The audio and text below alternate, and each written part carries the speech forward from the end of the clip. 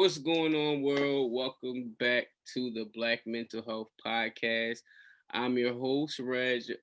Today, again, I told you, anytime I talk about family, I usually I say special guests, but when I know people's spirit, their heart, and their work ethic, I like to let you know when it's family. So I'm gonna let her introduce herself because I don't like to mess up anybody's credentials, anything that they have going on. So go ahead and tell the people about who you are.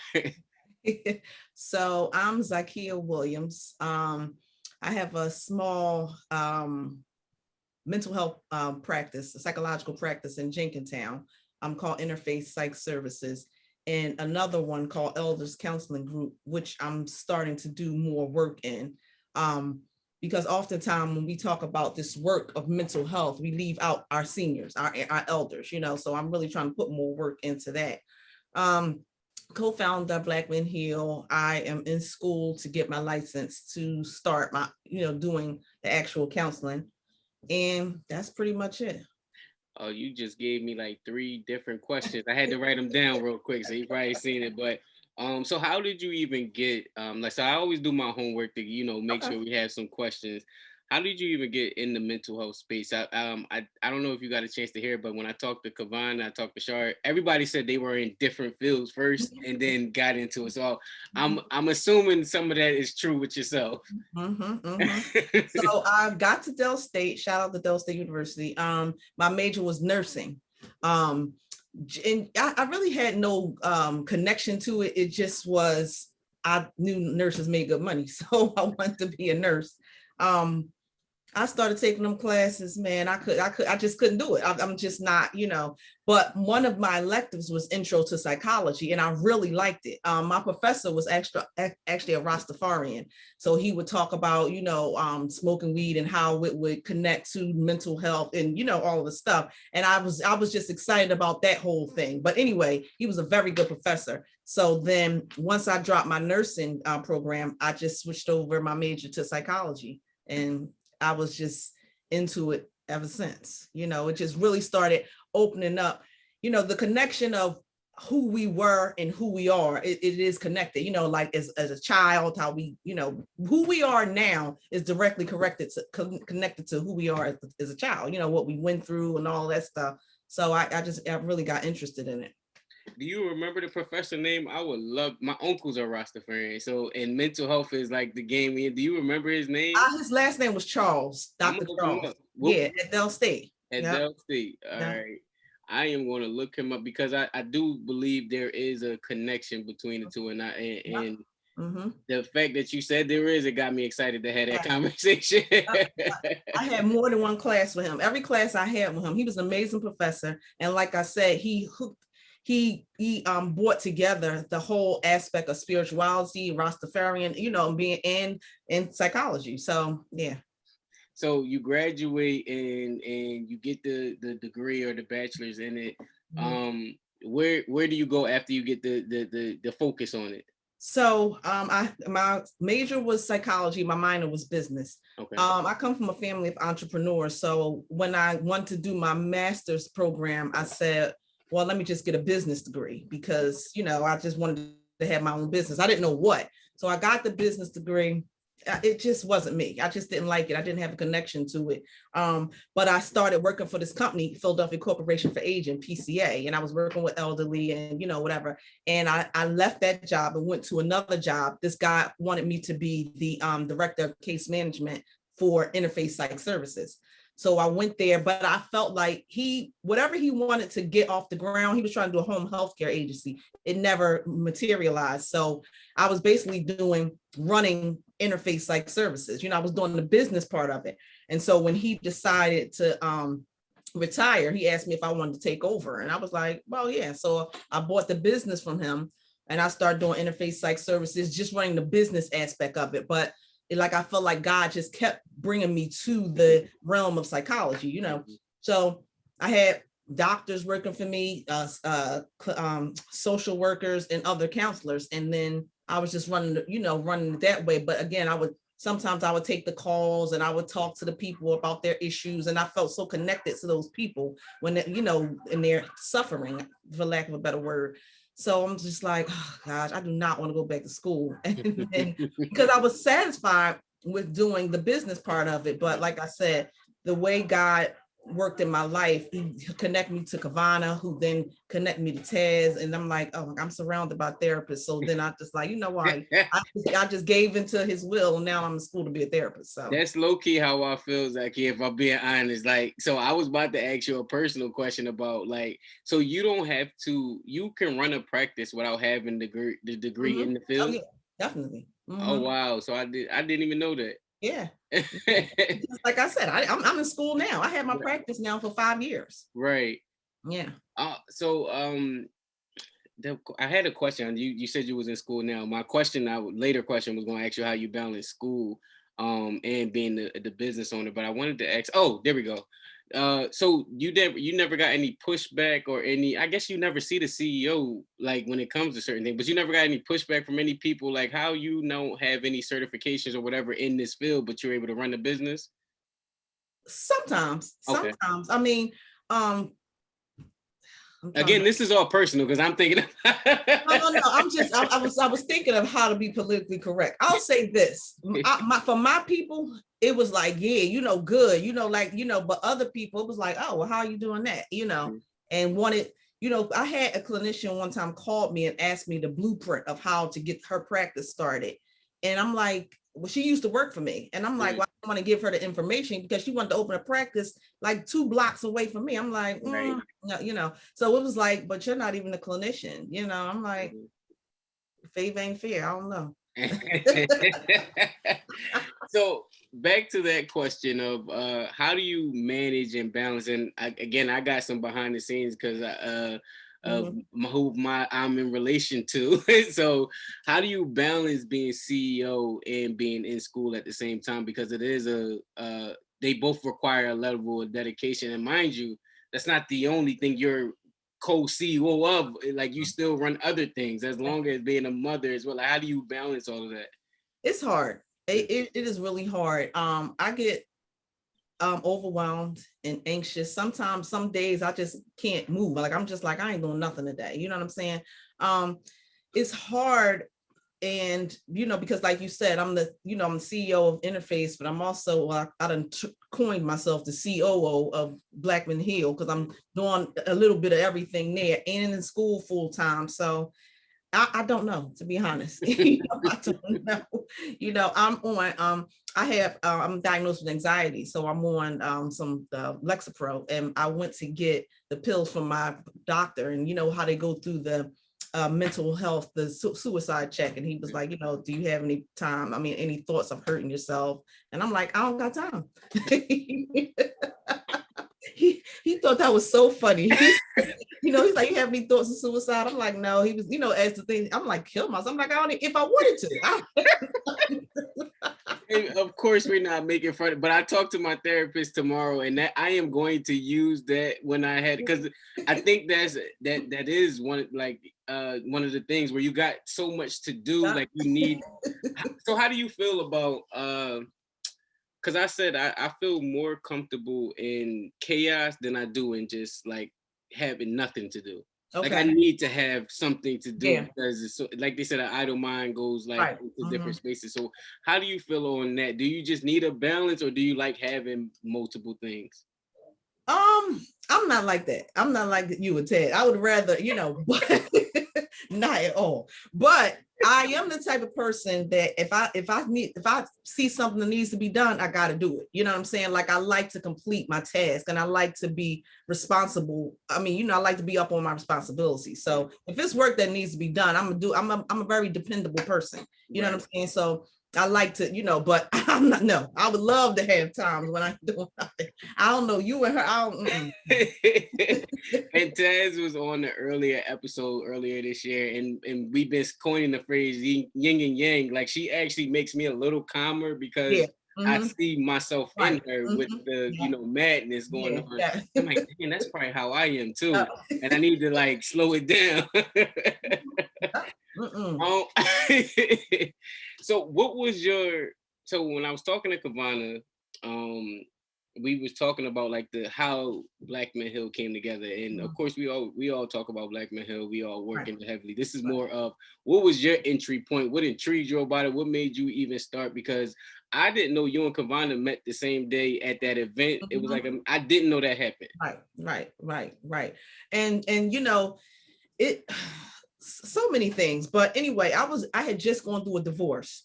Thank you, God. But anyway, and I was trying to, for lack of a better term, even though I hate this term, like find myself, like because for years I was really satisfied with being a wife and a mother, you know what I'm saying? And I dedicated all of my time to my husband and my son. So once I was out of that, I was trying to think about the things that I like, because when you're in a couple, you kind of tend to compromise on some of the things.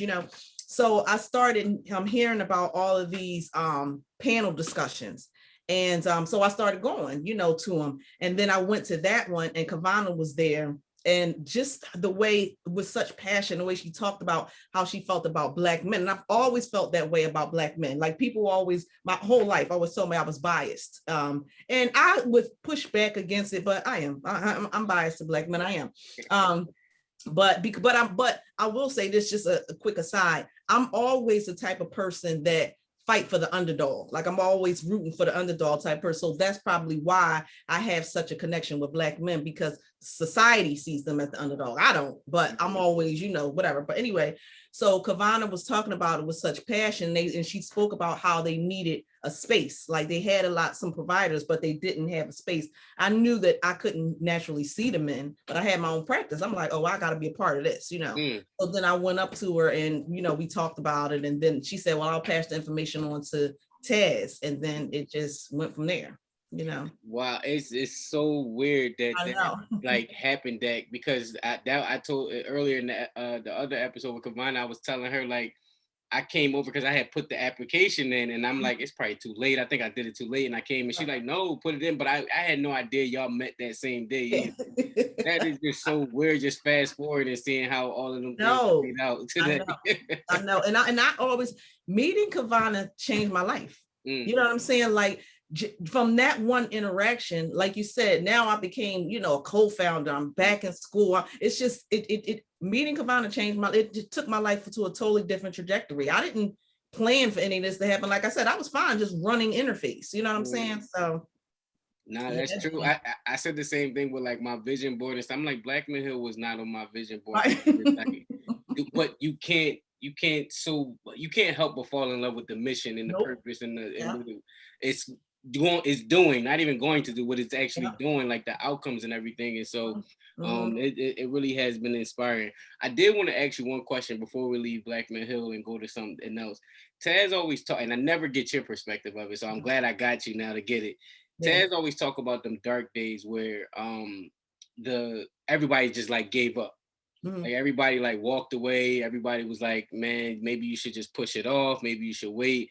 And you could tell me more about like that from a religious perspective of like the darkest before the storm, or whatever the case may be. How was that? Because it exploded like a few months after those dark days. But what was that like? Take me back to that moment of like how that was. So, yeah, and Taz always, one thing I will say, she always gives me my flowers for that time, because I was not with it. You know what I'm saying? Like, even when she was like, all right, well, maybe, I'm like, no. Like, it was times when we were reaching out to people in the city, like all these Black men organizations, nobody was messing with us. You know what I'm saying? It was just, we didn't have any money, people, sometimes it was never hard to get our men.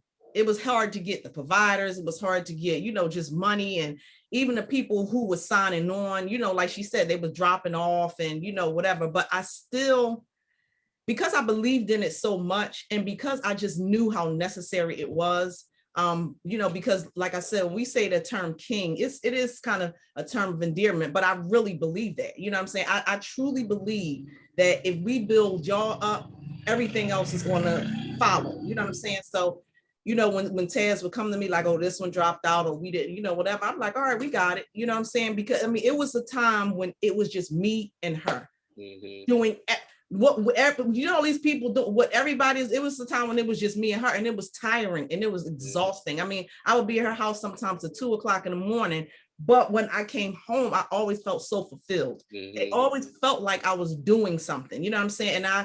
And it never felt dark to me, you know what I'm saying? Like, I know it felt dark to her because she saw this vision and people was, for lack of a better word, shitting, you know what I'm saying? Like, so it was like, but for me, it was like, no, we're going to keep going. Like, things are, are going to work out. So I just knew, I just knew that it was going to be what it is. If not, and I know it's going to be bigger than this. You know what I'm saying? I try to make sure every interview that I do on behalf of Black Men Hill, every thing that me and Doug do together, to make sure that they know that, because now they're coming back. You know that. Right. That's kind of like, she don't be wanting to play with it. So I understand it, because I remember those conversations, and just hearing it from you, that was beautiful too. You like, it was never dark for me, because I was there, but I try to bring it up because it'd be some of the people that I know that she reached out, or y'all reached out to, and now they're coming and circling back, and it's like, I want y'all to know that we know. Like, and I don't want y'all to take advantage, because maybe it was the whole boys thing and y'all want to play in the boys club.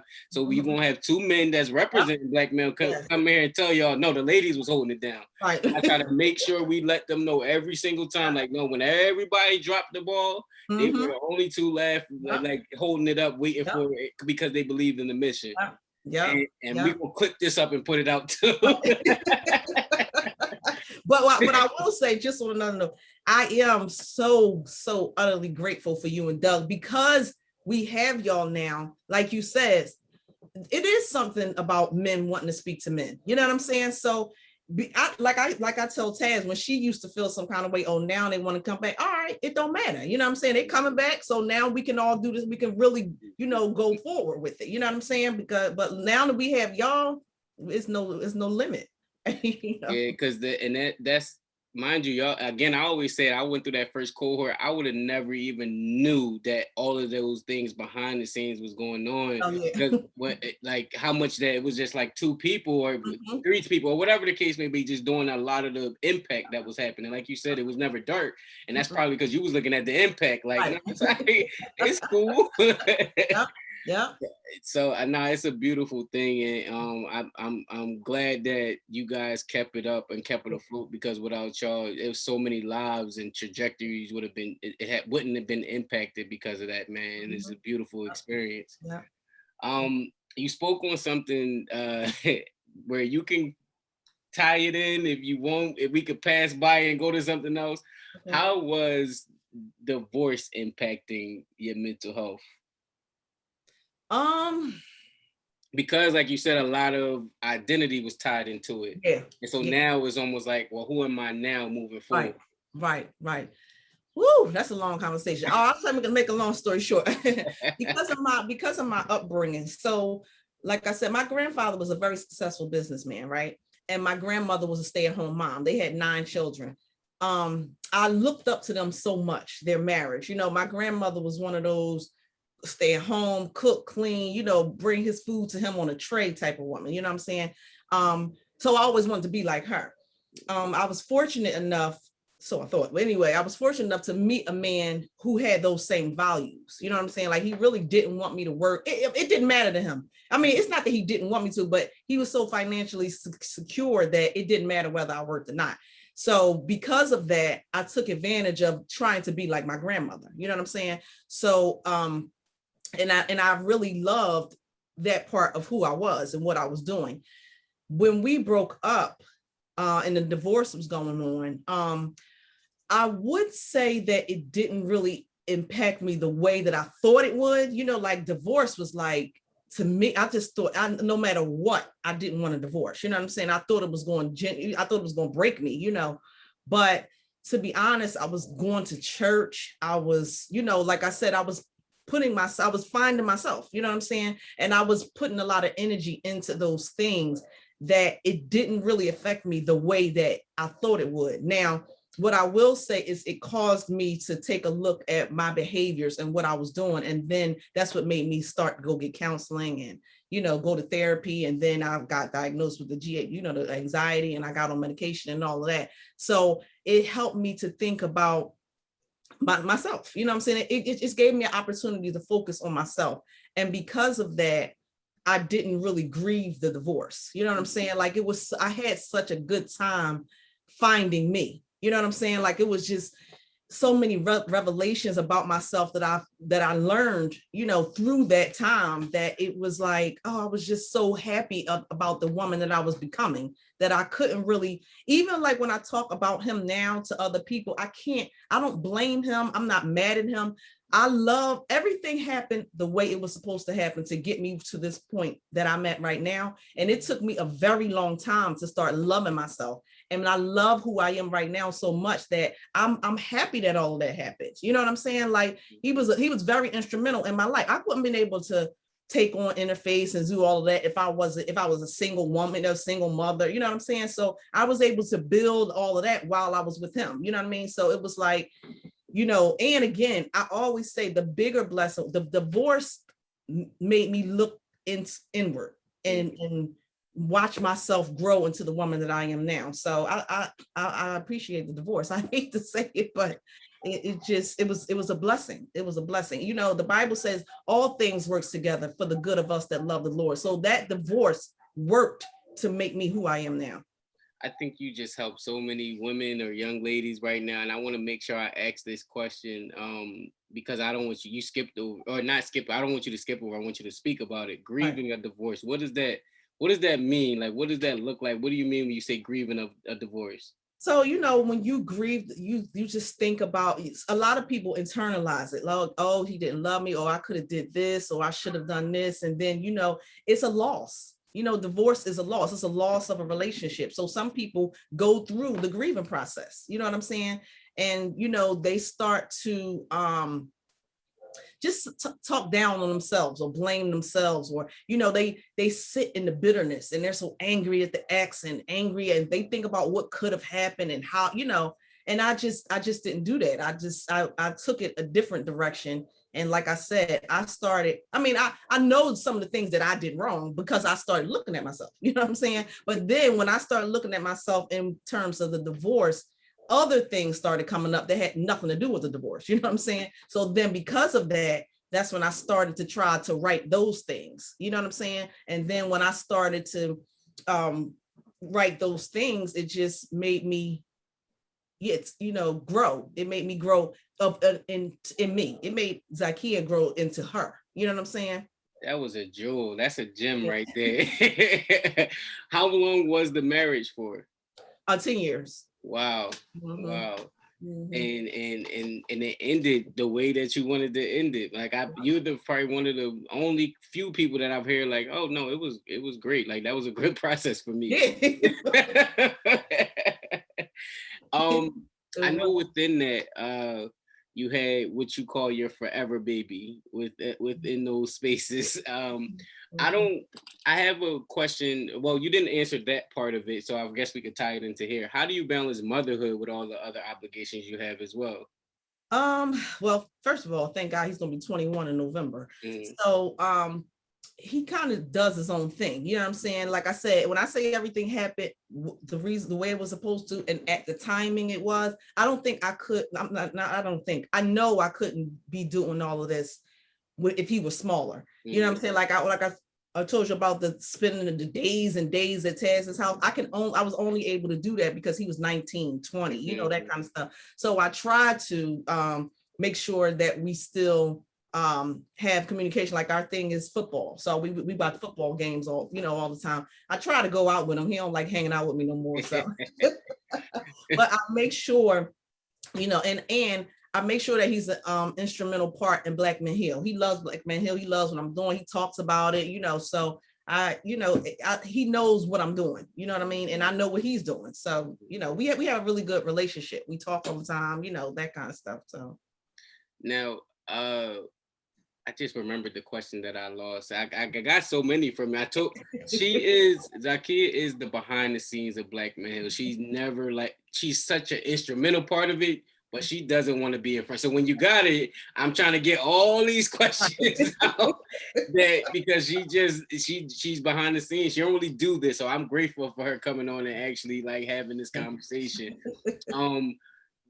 Before we get back to the Forever Baby. I'm going to backtrack a bit because I had a question. I asked Kavana about this question too.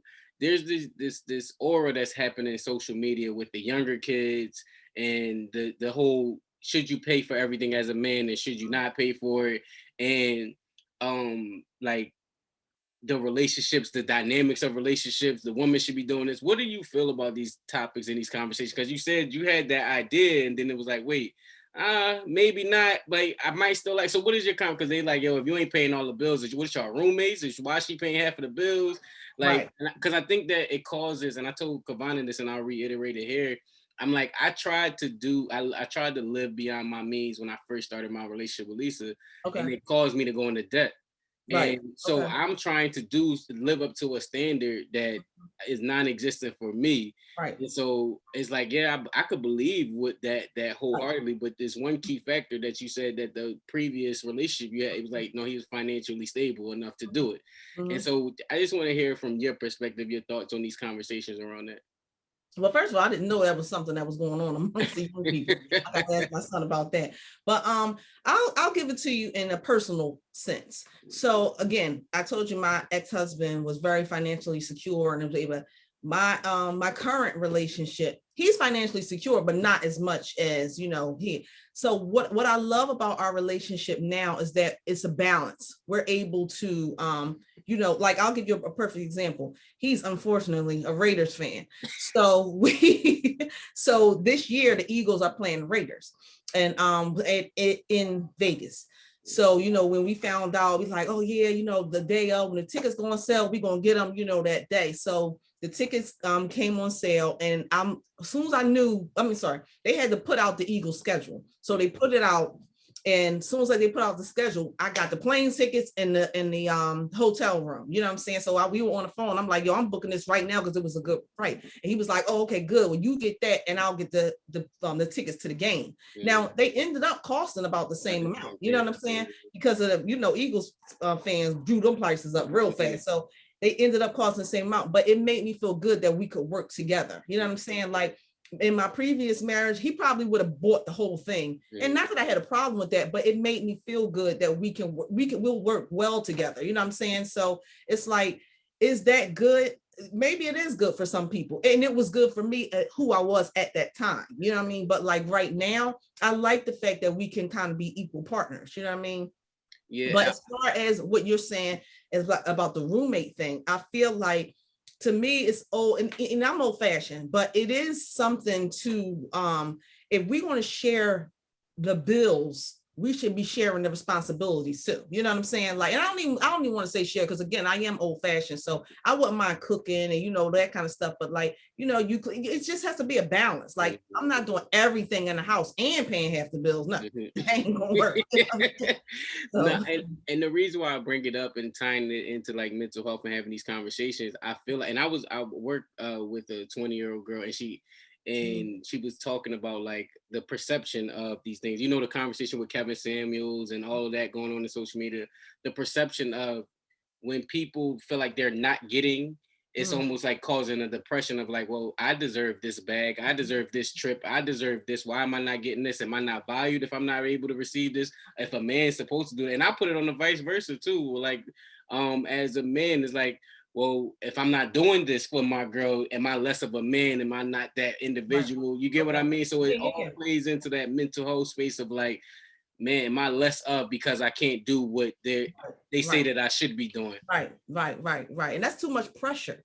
You know what I'm saying? That's way too much pressure on our men, and to add something else to it. First of all, I just found out who Kevin Samuel was. I was blown away at his videos. I couldn't believe it. But anyway, another thing, that one thing that I will say, I kind of agree with him on, is that sometimes this society has taught, unfortunately, our women that, oh, you can have this long list and you can have nothing going on and the man is just supposed to accept you for that. You know what I'm saying? And what I try to tell my son is, no, you are working, because he was in school, like you were doing something to better yourself. Your mate should be doing something too. You know what I'm saying? Like, those days of those women feeling like, oh, you can just show up and you're the table. No, what are you bringing to the table? You have to bring something to the table too. You expect all of this from these men. What are you bringing? You know what I mean? So No, I appreciate. I just like to have that conversation, especially with like I just know that I'm always worried about the younger audience because again, I was that kid Yeah. trying to probably your son age. You Yep. actually I was at your Mhm. son age,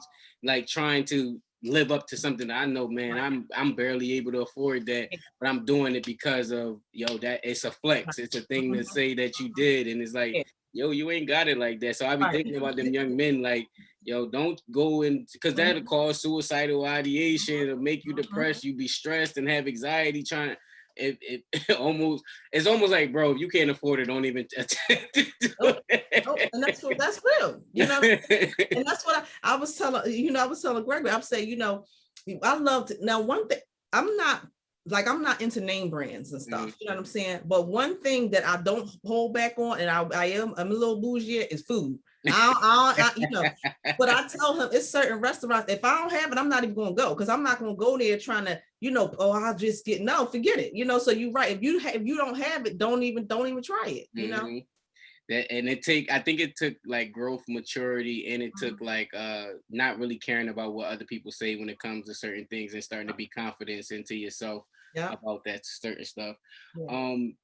To transition you spoke about working no before that we're gonna get there because I had a question about the elders. Okay. um I asked you how you were doing before we got on air and you said like I'm going through a lot, especially with what's going on through with the world. Like I'm a little heavy today.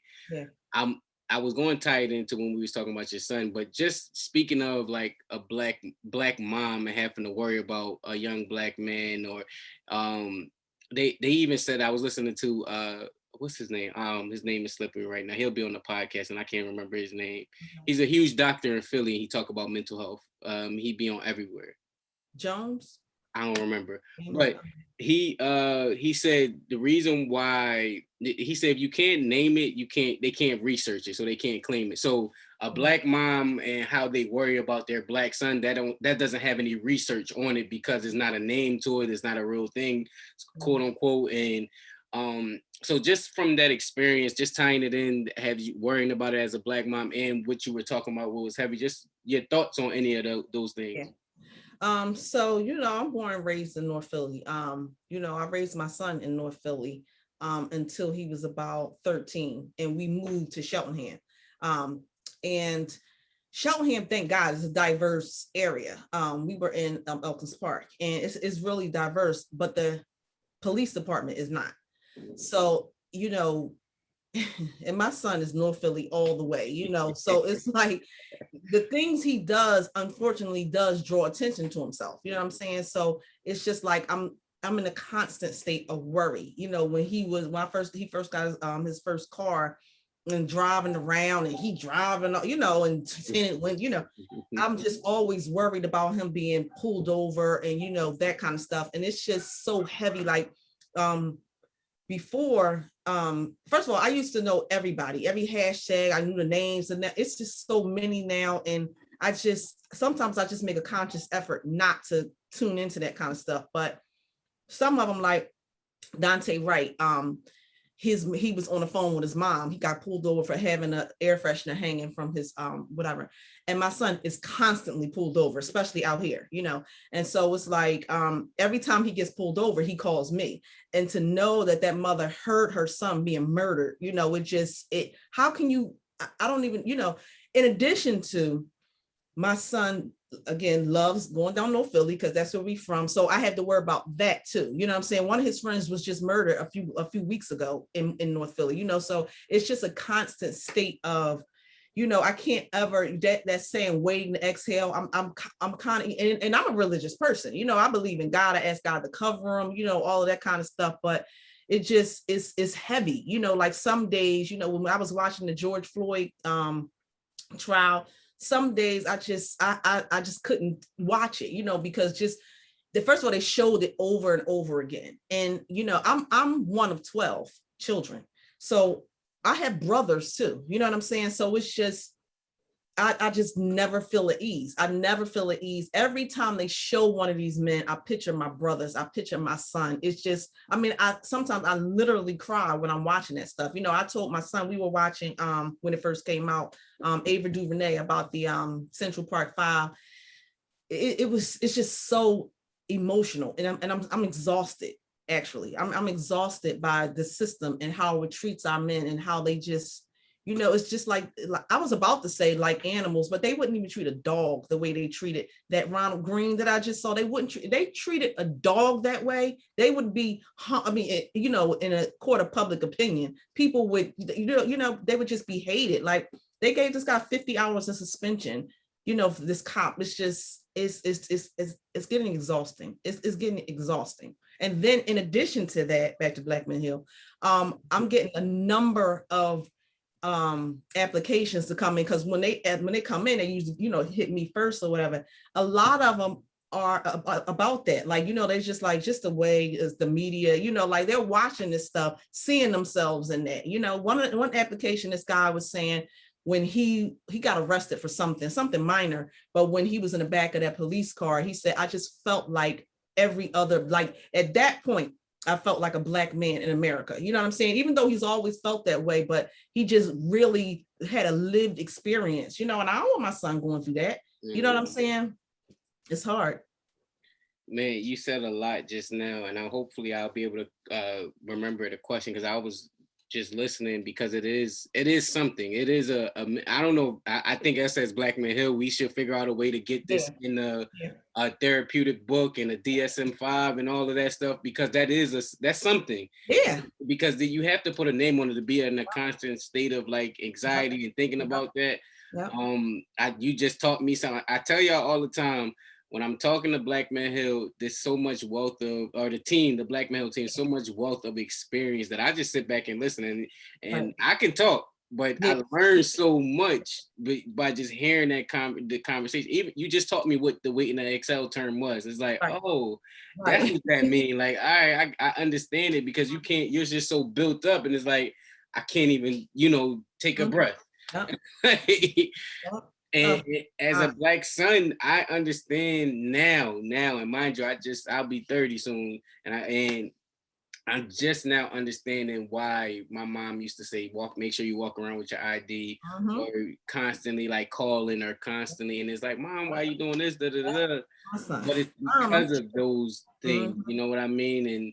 And I got the dark tints, and I knew exactly what you said when you were saying it, because it's like, oh, all right, now hearing it from a parent, I'm a parent myself, so hearing it from a parent perspective now, it's like, I can see why that could cause some anxiety in a parent. Yeah. And I had my son's location, which I had to force him to give. But anyway, it's like anytime I hear something, I'm like, I'll be at Gregory's. He like, would you leave that boy alone? I'm like constantly checking his location. Like I won't call him and say anything, but I just need to, it's just, and he's 21. Like, when am I gonna, when does it stop? Right. When will it stop? When does it stop? Because I think my mom, mind you, I just told you before we got on where I moved to, she just now feels comfortable, because we was over like right in the heart of Frankfurt. So we was over there. And so she like, all right, she can excel now, basically. Like I can breathe. Like I can feel good that the kids can go outside and run around. And so no, I definitely understand that. And I will talk about that later, because I do think that's something we could coin or get that. That's something that we need to get, because actually we'll have that conversation now. What do you feel about like mental health being and pertaining to like the Black experience? As you're in school and you studying and getting to that, is it in the books? Like, is it something that they highlight? Like, is it, because I feel like with mental health, it's almost like quote unquote whitewash. It's coming from a whiter experience than it is a Black experience. And so just while you're in school, you're actually in practice while you're learning. So it's like, a lot of people go through school first and then they go to practice. You like, yo, I'm practicing these theories now. Like I'm right here in it. Right. That's a hard one too. Because it's so white. It's just so Eurocentric. It's just so the stuff that that I'm being taught when I try that, because now I am seeing Black Men Hill clients because I'm in my internship. When I try it, I don't get a good response. So then I end up doing something that, to be honest, may not even be therapeutic, but I feel like I'm getting through to my clients. You know what I'm saying? And it's just I'll give you a quick example. So I was, doing therapy with a client, and he was trying to explain to me his friendship circle, his friendship dynamic. and he was talking about all of these friends, and this one that he fell out with is really causing him to be a little depressed, because people take for granted men's relationships too. You know what I'm saying? Like if you're real close to your friend and then y'all ain't cool no more, that does affect you, And so he said to me, he was like, he said, even though we're all friends, me and him was like Ghost and Raekwon. Now, immediately I knew what he meant. You know what I'm saying? And so it was like, what I thought about is if him saying this to some old white Jewish lady, like when he said that, then it made me switch the model that I was going to him. I'm like, because now I know what he's talking about. You know what I'm saying? So it's like, it's a term which I just burnt. I don't really like it. It's cultural competency. And it's like, they're trying to teach people basically how to deal with people of other cultures. And I'm like, him saying that to me and me getting it and changing, how I go. You can't teach that kind of stuff. You know what I'm saying? You can't teach that. When he said that, I'm like, oh, okay, So that's a Black experience. That's what I love about Black Men Heal. It gives them a chance to be themselves, and then us to accept them for who they are. Yeah, I think you said something, and I'm glad you brought that up, because it's like it's already an unhidden language that you can speak and correlate with one another. That you don't want to take up your whole therapy session having to explain something so that they can get it and then teach them the model that you're trying to teach them. Like it's like, yo, I'm here to get that direct punch. Like, but if I gotta explain it to you, you can't really help me, because now I'm explaining to you something that you have to feel. Yeah. Like you ain't feeling it. That's what I'm saying. And when he said that, I immediately like, see, this is why I love Black Men Heal. And just, because like you said, he had to explain. Once he said that, I'm like, oh, okay. And like I said, how do you teach somebody that? I don't know. You have to experience it. They can't even teach that. As much as cultural competency, you can learn, you can read. Some things you have to experience and be there to understand. That way it just relates and resonates. I don't want to transition, because I that was one of the questions I had. You said something about Black Men Heal with the papers, with the stories, with the applications. There we go. That's the word. The applications. They reach majority of the time your desk first, and then it gets passed through the system. Right.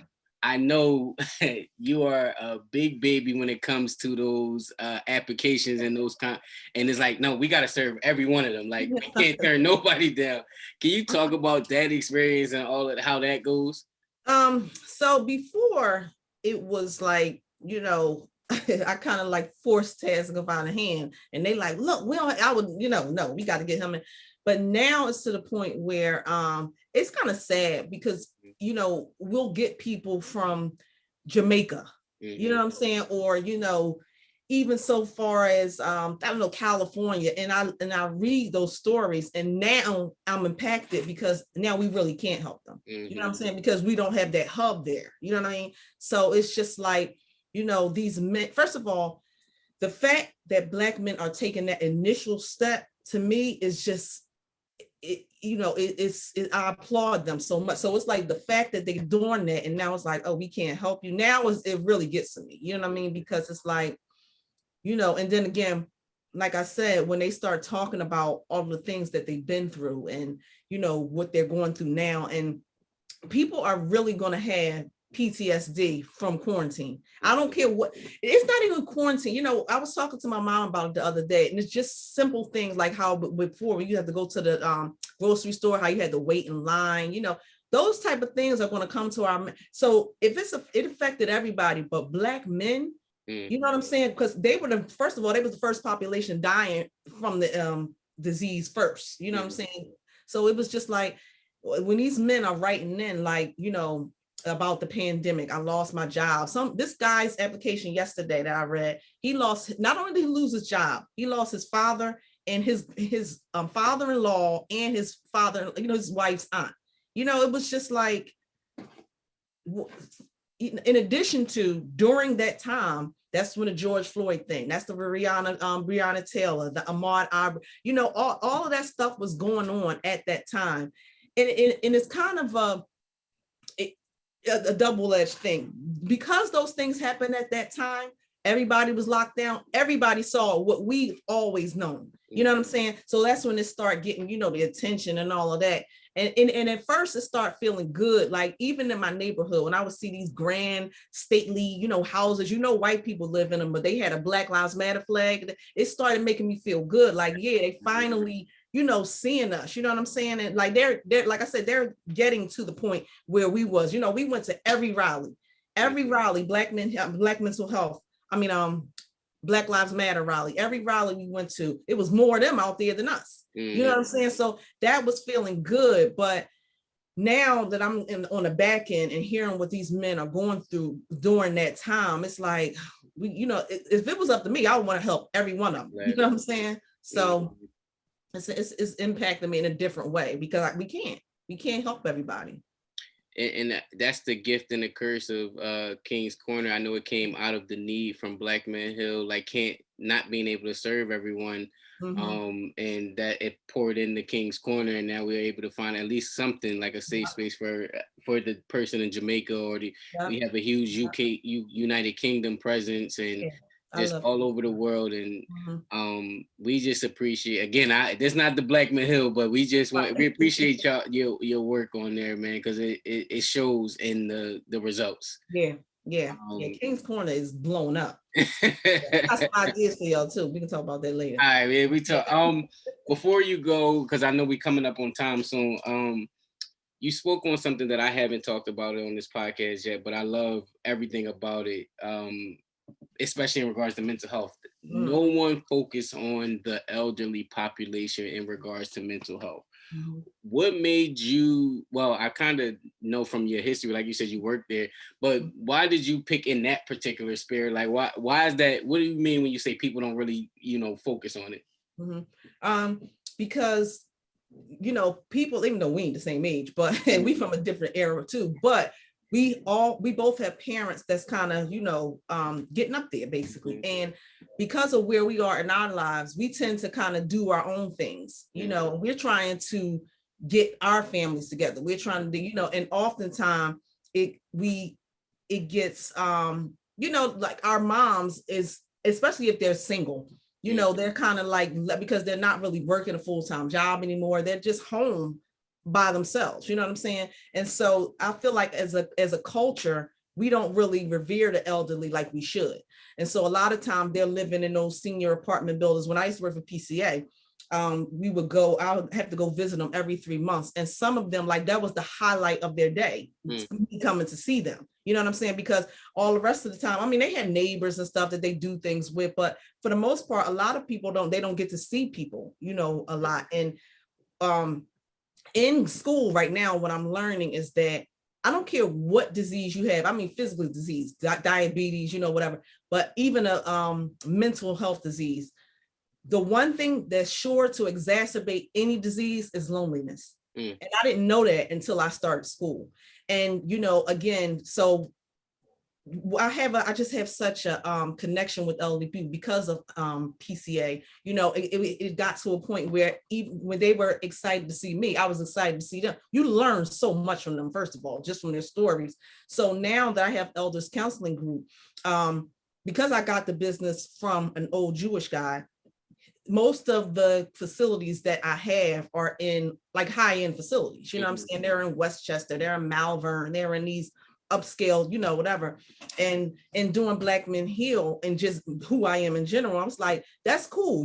Elderly is elderly. I'm for it, but I want to start doing stuff to help my people. I'm all about my people. So now I'm trying to get another Medicaid contract, because a lot of elderly people also, they have Medicaid insurance, especially in the inner cities, my people. So I'm trying to get that so that I can start going into those facilities, talking to those people, because again, a lot of elderly people have things that they went undiagnosed. You know what I'm saying? Like they'll have anxiety. They're not gonna call it that. You know what I'm saying? Because even my mom, oh child, you ain't got no, you know what I'm saying? But they do. They have those things. So even if they're not willing to name it, I think it's important for us to have therapists in their environment so that we can name it and we can treat them so that they can kind of get out of that space. You know what I'm saying? Because, they're our elders. We owe it to them. I'm gonna give y'all some free. She gonna give me some free education right now because I'm gonna ask something from personal experience. Especially when in free therapeutic education. Okay. So last year, I think we spoke about it. My mother had lost her spouse, and she went through her thing, and um, she lost her job because of the pandemic. She went through her thing with that, and the struggle with me is like you said, we in different experience brackets. I'll say that different experience brackets. You're a little more established. You kind of got your life set in the ways that you're doing. I'm still developing it and building. Um, the question is, I struggle with the balance of building and like my mom is going through this thing right now. Like, how do I can't slow down because I'm still building at the same time. Like, and so I'm thinking about the millennials out there who have to see their parents, aging and how they are still trying to get it, but they got to make sure they slow down enough to, worry about the elder. Like, what advice? This where the money. This where you make the money at, y'all. This is where she make the money at. What advice do you got to the younger generation who are building their families but still have a responsibility to the families that built them? Oh, that's good. So I just think you have to be intentional, which I try to do, with spending time with your parents. You know what I'm saying? Like, schedule a day, twice a month, do something, go, even if you're just going over there and visit them, taking it out for lunch or, that kind of thing. But the other thing that I will say that my mom didn't, but encourage them to get therapy. You know what I'm saying? If you notice that your parents are being, becoming depressed or they seem, whatever, encourage them and help them find a therapist. You know what I'm saying? Because again, they have these issues that they don't want to name. And I get it. It's a generational thing. Black people just started accepting therapy. So encourage them to talk to somebody about it. You know what I'm saying? Because if they start, like you said, the thing that your mom was going through, that was grief. You know what I'm saying? I don't care how much you could have went over there every day that week. It's not going to help her. You know what I'm saying? So to encourage them to talk to get a therapist, you know what I'm saying? That's why I'm trying to build up elders so that we can have more people that look like us that can go in and talk to them. You know what I'm saying? That objectionable person that they can because she's not going to tell you everything. You know what I'm saying? And neither is my mom. But, if they have someone that can go in their environment, what I'm trying to get is mobile therapy. You know what I'm saying? So that they can go into their homes and do therapy for them. You know what I'm saying?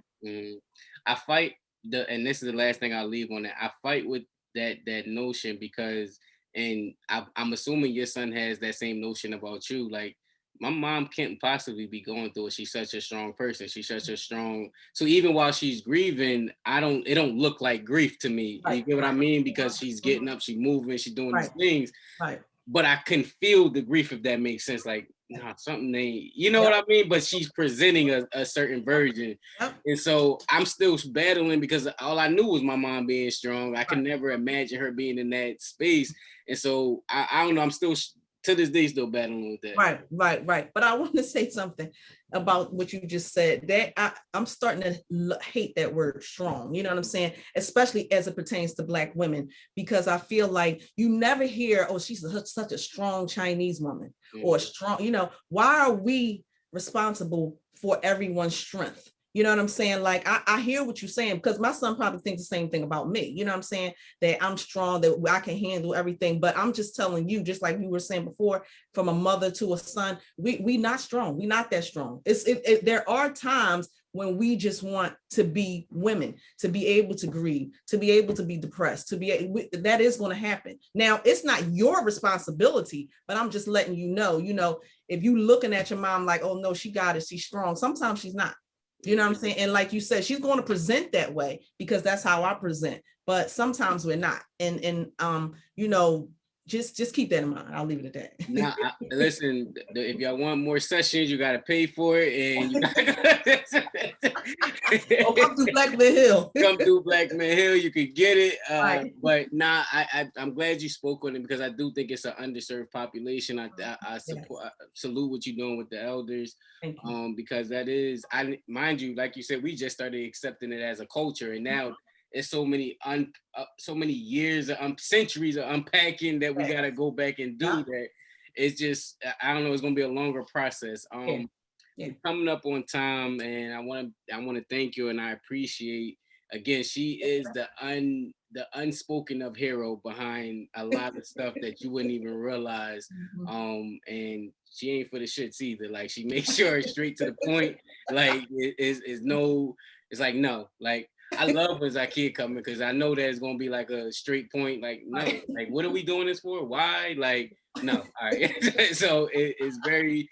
You can appreciate individuals like that. So I appreciate you coming on and Thanks for having me, Reg. This is fun. The conversation because I know you don't do it. I was just about to say, I don't do no on camera stuff. So this is fun though.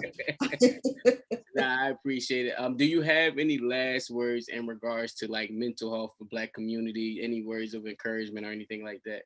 Well, what I will say and what I need to take for myself is those videos. Stop watching those videos.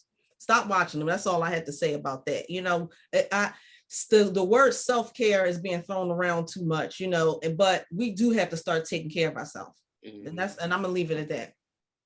Listen, on that note, make sure y'all subscribe to the podcast, share, comment, like, subscribe, and remember that this platform has never been about a replacement to therapy. Never been. It's an alternative place where people share therapeutic stories. Thank you for listening.